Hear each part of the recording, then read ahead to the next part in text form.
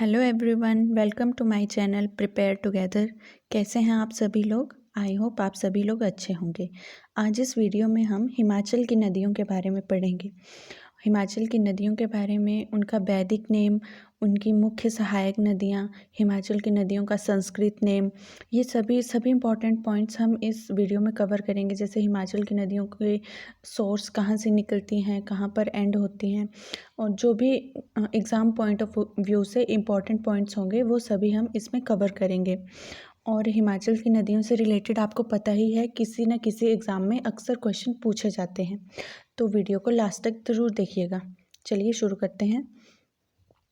हिमाचल में बहने वाली मुख्यतः 5 नदियां हैं, पर इन नदियों के बारे में पढ़ने से पहले सबसे पहले ये देख लेते हैं कि भारत में किस तरह की नदी तंत्र होता है। तो भारत में 2 तरह की नदियां बहती हैं, एक है हिमालयन रिवर्स और दूसरा है पेनिनसुला रिवर्स। अब हिमालयन रिवर्स क्या होती हैं? जो पहाड़ी एरिया में निकलती हैं। जैसे मान लो जो हमारा नॉर्थ का पार्ट है इंडिया का, वहाँ पर पहाड़ वाला एरिया है, तो वहाँ पर हिमालयन रिवर्स होंगी। और इन रिवर्स में पानी का स्रोत क्या होता है?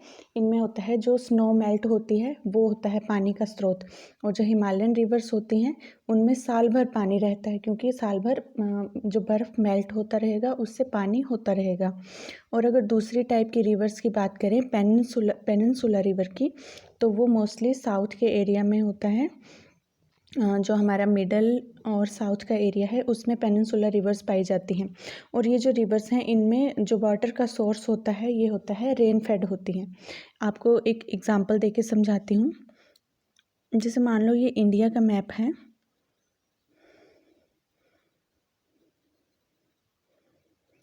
तो यहाँ से ऊपर जो रिवर्स ओरिजिनेट होंगी वो होंगी हिमालयन रिवर्स, और यहाँ से नीचे जो रिवर्स ओरिजिनेट होंगी वो होंगी पेनिनसुला रिवर्स। पेनिनसुला का मतलब ही ये होता है कि जिसके तीनों साइड पानी घिरा हुआ हो, यानी समुद्र के जो आसपास का एरिया है वहाँ पर पेनिनसुला रिवर्स फ्लो करती हैं। अब हिमाचल की नदियों के बारे में शुरू करते हैं। तो हिमाचल की जो नदियाँ होंगी उनका सोर्स क्या होगा? वो हिमालयन नदियाँ हैं हिमाचल की, क्योंकि हिमाचल में स्नो है और स्नो से ही इनको पानी मिलता है। तो हिमाचल में मुख्यतः 5 नदियाँ बहती हैं। 5 तरह की, सॉरी नहीं, 5 नदियाँ बहती हैं, और ये नदियाँ हैं सतलुज, चिनाब, रावी, ब्यास और यमुना। ये 5 नदियाँ हिमाचल में फ़्लो करती हैं। चलिए सबसे पहले देखते हैं रिवर सतलुज के बारे में। सतलुज रिवर का उद्गम स्थान मानसरोवर झील से है। मानसरोवर जो तिब्बत में है, बेसिकली मानसरोवर झीलें क्या है, वहाँ पर झीलों का समूह है मानसरोवर में। उसके पास से एक झील निकलती है, राकस लेक। उस झील से सतलुज नदी निकलती है और फिर वो तिब्बत से होके किन्नौर में, हिमाचल में प्रवेश करती है। और किन्नौर के कौन सी जगह पर? शिप्की दर्रे के पास। और फिर एग्ज़िट हिमाचल में कहाँ से होती है? भाखड़ा, पंजाब में प्रवेश करती है। जो भाखड़ा डैम बना हुआ है बिलासपुर में, वहाँ से फिर वो पंजाब में प्रवेश कर जाती हैं। और अगर बात करें कि मुख्य नदी कौन सी है, तो मुख्य सहायक नदी कौन सी है सतलुज की? तो ये है बसपा और स्पीति, किन्नौर में। ठीक है, अब देख लेते हैं सतलुज नदी का वैदिक नाम। तो सतलुज नदी का वैदिक नाम है सुतुद्री और संस्कृत नेम है सुतुद्रु। वैदिक नाम का मतलब ये है, जब वैदिक ईरा थी, वैदिक एज थी, तो उस टाइम पर इसको सुतुद्रु नाम से जाना जाता था, लेकिन संस्कृत भाषा में सुतुद्रु बोलते थे। अगर नदी के जल ग्रहण की बात करें तो इतना है 20,000 वर्ग किलोमीटर। और सहायक नदियों की बात करें तो बसपा और स्पीति मुख्य सहायक नदियां हैं। और लंबाई की बात करें तो लंबाई में सतलुज सबसे लंबी नदी है हिमाचल की, और सतलुज की कुल लंबाई है 1448 किलोमीटर, जिसमें से 320 किलोमीटर हिमाचल में ही बहती है। ठीक है, एक मैप की हेल्प से आपको समझाती हूँ। ये देखिए, राकस लेक से निकली है सतलुज नदी, और उसके बाद शिपकिला किन्नौर में हिमाचल में एंटर किया। उसके बाद मंडी में, शिमला में एंटर किया। शिमला के बाद आ गई बिलासपुर में, और बिलासपुर के बाद भाखड़ा से, और उसके बाद हरिकापटन से एग्ज़िट हो गई। ठीक है, नेक्स्ट रिवर है चिनाब। चिनाब जो कि दो मेजर रिवर्स हैं, चंद्रा और भागा, उनके मिलने से बनती है चिनाब। चंद्रभागा भी इसको कहते हैं। और अगर बात करें कि ये चंबा, उसके बाद क्या होता है, ये सबसे पहले निकलती हैं लाहौल स्पीति में। लाहौल स्पीति के चंद्रा और भागा दो नदियां हैं, वो तांडी नामक जगह पर मिलती हैं और फिर इसका नाम चंद्रभागा या फिर चिनाब पड़ जाता है। और फिर ये लाहौल स्पीति के बाद ये चंबा में प्रवेश करती है और चंबा के भुजिंद में प्रवेश करती है। और उसके बाद संसारी नाला से होकर, ये संसारी नाला जगह है, वहाँ से ये कश्मीर में प्रवेश कर जाती है। अगर चिनाब के वैदिक नाम की बात करें तो वैदिक नाम है अस्किनी। और चिनाब का जल ग्रहण की बात करें तो 7500 वर्ग किलोमीटर है जल ग्रहण। और सहायक नदियों की बात करें तो सहायक नदियां हैं चंद्रा और भागा, मुख्य सहायक नदियां। और लंबाई की बात करें तो लंबाई है चिनाब की 1200 किलोमीटर, जिसमें से 122 किलोमीटर हिमाचल में बहती है। अगर चिनाब की बात करें तो ये चंबा के पांगी नामक जगह से होकर निकलती है। मैप की हेल्प से देखिए, बारालाचा से निकलती, बारालाचा में है सूरजताल और बड़ा शिगड़ी के पास है चंद्रताल। सूरजताल से निकलती है भागा रिवर और चंद्रताल से चंद्रा रिवर, और तांडी नामक जगह पर ये दोनों रिवर मिल जाती हैं। उसके बाद ये लाहौल स्पीति के बाद ये पांगी वैली में प्रवेश करती हैं, सेचर नाला, और फिर चंबा से संसारी नाला से पॉडर वैली कश्मीर में एंटर कर जाती हैं। आई होप आपको ये क्लियर हो गई होगी। नेक्स्ट रिवर है रावी। रावी ये बड़ा भंगाल, कांगड़ा के बड़ा भंगाल एक जगह है, वहाँ पर ग्लेशियर है, भादल ग्लेशियर। उस ग्लेशियर से 2 रिवर्स निकलती हैं, तंत और भदल, तंतगिरी रिवर और भदल रिवर। वो रिवर्स जब मिलती हैं तो वो रावी नदी का निर्माण करती हैं। और हिमाचल प्रदेश से निकलकर ये नदी फिर जम्मू कश्मीर में प्रवेश करती है। अगर रावी नदी के वैदिक नाम की बात करें तो ये है पुरुषनी और संस्कृत नाम है इरावती। रावी नदी का जल ग्रहण क्षेत्र है 5451 वर्ग किलोमीटर। और लंबाई की बात करें तो ये 720 किलोमीटर है। और उसके बाद ये 158 किलोमीटर हिमाचल में ही बहती है।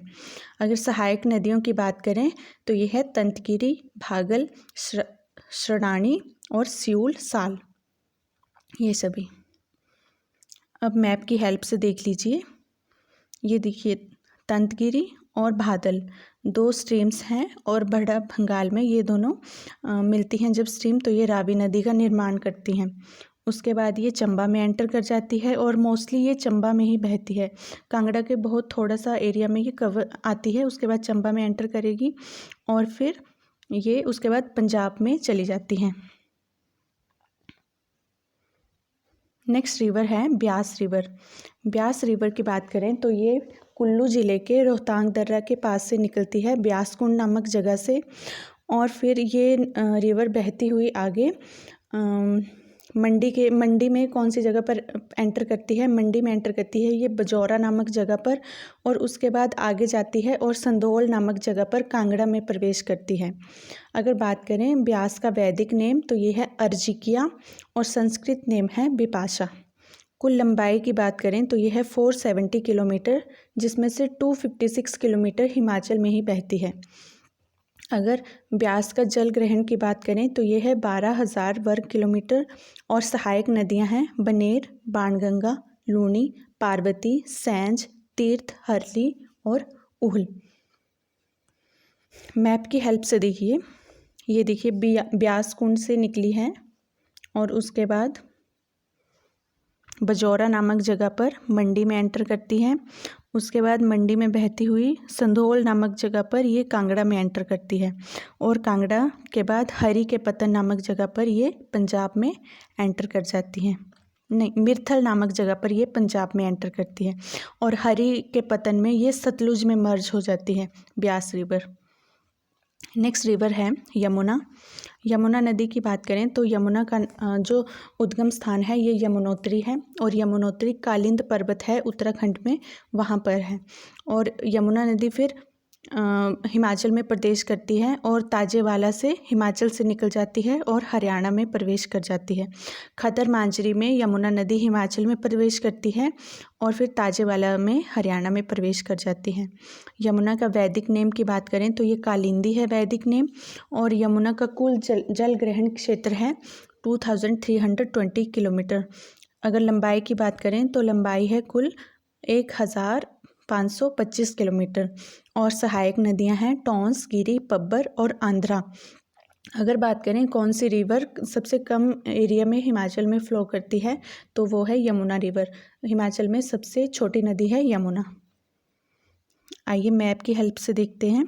देखिए Yamunotri glacier of Garhwal hills में ये निकलती हैं। उसके बाद उत्तराखंड में ही बहती है। उत्तराखंड में रूपिन और सुपिन 2 नदियाँ मिलती हैं। उसके बाद पब्बर वैसे हिमाचल से निकलती है, और पटसारी रिवर, ये सभी टॉन्स हिमाचल से निकलती हैं, लेकिन ये उत्तराखंड में जाकर यमुना में मिलती हैं। उसके बाद ये खदर मांजरी में सिरमौर में प्रवेश कर जाती हैं, और सिरमौर में फिर ये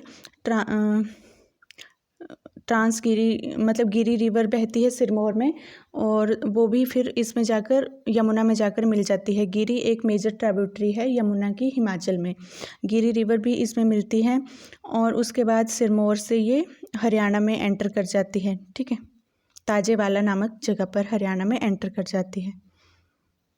तो ये थी हिमाचल की रिवर्स। हमने सभी मेजर रिवर्स कवर कर ली, और उनसे रिलेटेड सभी इंपॉर्टेंट जो पॉइंट्स थे वो भी कवर कर लिए। बाकी इसके बारे में अगर डिटेल में आपको वीडियो चाहिए होगी तो मैं नेक्स्ट पार्ट करके इसके बारे में और डिटेल में इसके जो सहायक नदियां हैं उसको इंक्लूड करके वीडियो ले आऊँगी। आई होप आपको ये वीडियो पसंद आई होगी। अगर वीडियो पसंद आई होगी तो इसको लाइक और चैनल को सब्सक्राइब करें। Thank you.